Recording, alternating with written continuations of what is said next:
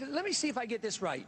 We need to borrow $10 billion from China, and then we give it to Musharraf, who's a military dictator who overthrew an elected government, and then we go to war, we lose all these lives promoting democracy.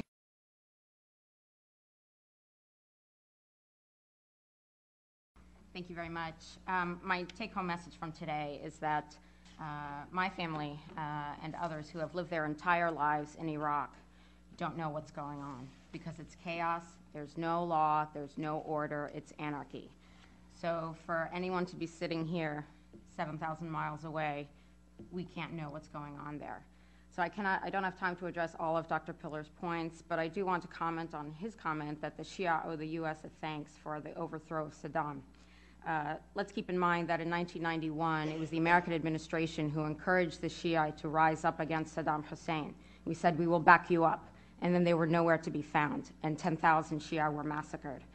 Let's keep in mind that Saddam was put in power. He was a CIA agent, and his killing sprees started when the CIA was feeding him names of leftists, intellectuals, and communists to eliminate. And let's keep in mind that sanctions imposed primarily by the United States and Great Britain strengthened his rule. So the point there is Iraqis they've had just about all the help they can take from America. I speak to you today on behalf of relatives on my mother's side, Ashkenazi Jews who fled their homeland of Austria during Hitler's Anschluss. It is for them that we say never again. I speak to you today on behalf of relatives on my father's side, who are not living but dying under the occupation of this administration's deadly foray in Iraq.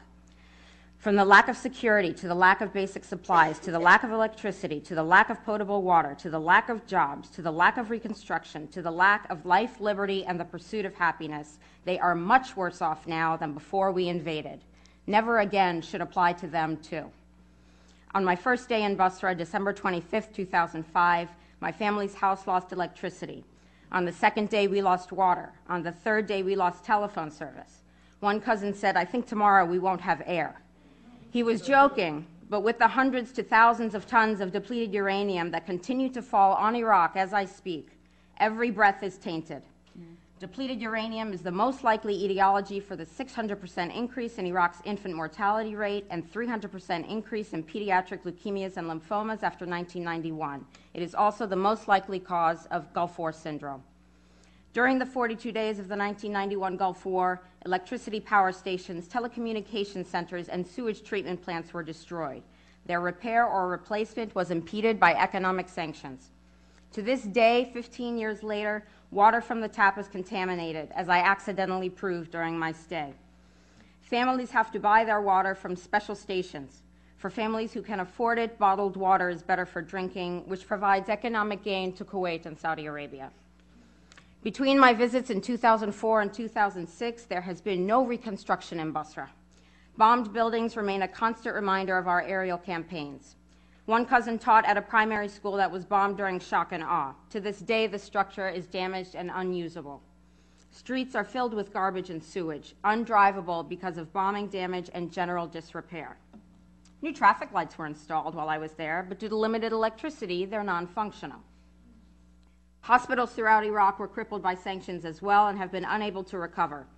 Epidural anesthesia for child labor or disc disease is simply not available. One of the main hospitals in Basra could not do operations for a week because there was no gauze. That hospital was still standing, however, unlike in Fallujah. And the segments of the population who suffer the most whenever there is no law and order are women and children. They are the most susceptible to traumas of violence and kidnapping. Before the invasion, my cousin at age 18 traveled around Basra independently. Today, it is unsafe for her to go out without being accompanied by a man. As scores of Iraqis die every day, it does not matter if you call it civil war, sectarian strife, or democracy. It is, by design, an American killing field, a smokescreen for stealing oil. It is families, Iraqi and American, who are paying the highest price for the disaster of U.S. foreign policy. This Congress has appropriated hundreds of billions of dollars for our illegal occupation, but the money isn't being spent on armoring military vehicles, and it's not going towards helping returning veterans, whose health care budget came up $1 billion short in 2005. Under Paul Bremer's regime in Iraq, $9 billion went missing. $9 billion. Could we have used the money here at home? we should ask the people of New Orleans, a city that was 70% black, now scattered across the country. And while Louisiana and Mississippi were gasping for air, 6,800 members of their National Guard were in Iraq as part of a military force inflicting the same death and destruction as Katrina on the civilian population there. In September 2001, with the exception of Barbara Lee, Congress gave a blank check for war to the decider, who has access to chemical, biological, and nuclear weapons. We are the ones using white phosphorus. We are the ones using napalm and its derivatives. And we are the ones using depleted uranium. This is not a war on terror. This is a war of terror. Your obligation to the people of Iraq, to the people of America, and to the rest of the world is the immediate, unconditional withdrawal of American troops and mercenaries from Iraq. In the words of Hassan Juma'a Awad, president of the Basra Oil Workers Union, we as a union call for the withdrawal of foreign occupation forces and their military bases. We don't want a timetable. This is a stalling tactic. We will solve our own problems. We are Iraqis. We know our country and we can take care of ourselves. We have the means, the skills, and resources to rebuild and create our own democratic society. Bring the troops home.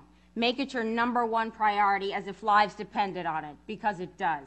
Bring them home now. Thank you. Thank you.